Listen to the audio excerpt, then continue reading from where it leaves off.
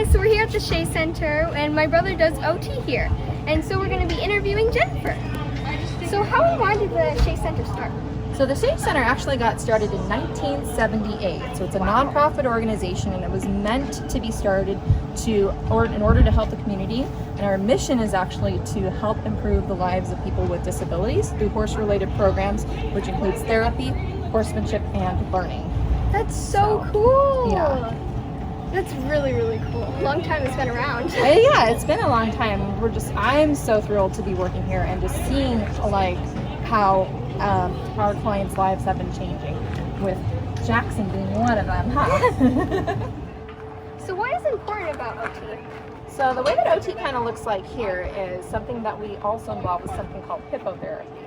So hippotherapy is utilized by a licensed occupational therapist, which is what I am, a physical therapist, or a speech-language pathologist. And what we do is we utilize the movement of the horse to try to get the goals that we're going for our specific clients, whether it's to walk or maybe, play or talk or communicate.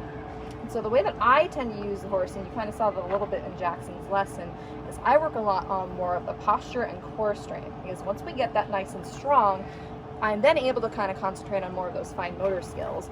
And it's skills that we use every day, like buttoning buttons or holding a spoon, things like that.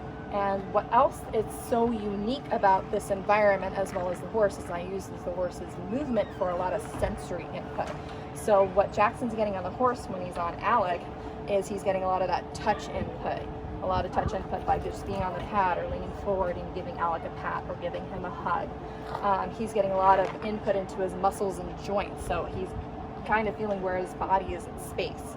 And he's also working on his balance too. So he's got a balance on the horse, and even when he's reaching, he's got to make sure that he's balancing too. So we're working a lot on that.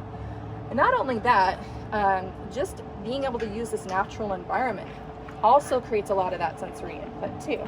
So we can do a lot of ground interactions with the horse.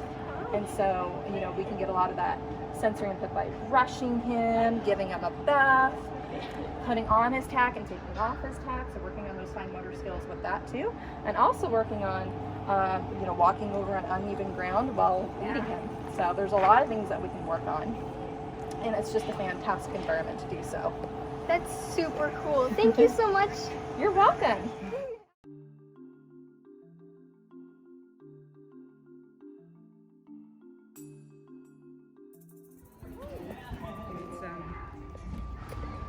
A lot of horses get a freer movement when they're driven this way instead of fly by.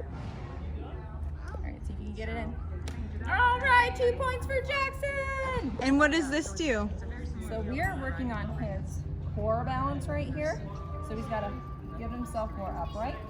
We're also having him work on his seated balance too. And then by having a ball, we're working on eye-hand coordination, because he's got to throw it and toss it in and plan for it too. So it's all about that motor planning. All right, you ready for another one? Yeah. Okay, you ready? The catching also works on bilateral coordination as well. Oh, that's good. All right, ready? Oh no! Try it again. Eye on the ball. Yeah, there you go. See if you make it in the basket. Awesome! All right, we need to make this a little bit more challenging, huh? So one way to challenge it even more, since this is kind of easy for him, is to create a further distance. So that's how we kind of grade things a little bit at. So we're going to be a little bit further away, okay? All right, what do we tell Mr. Alec? Okay. Walk on.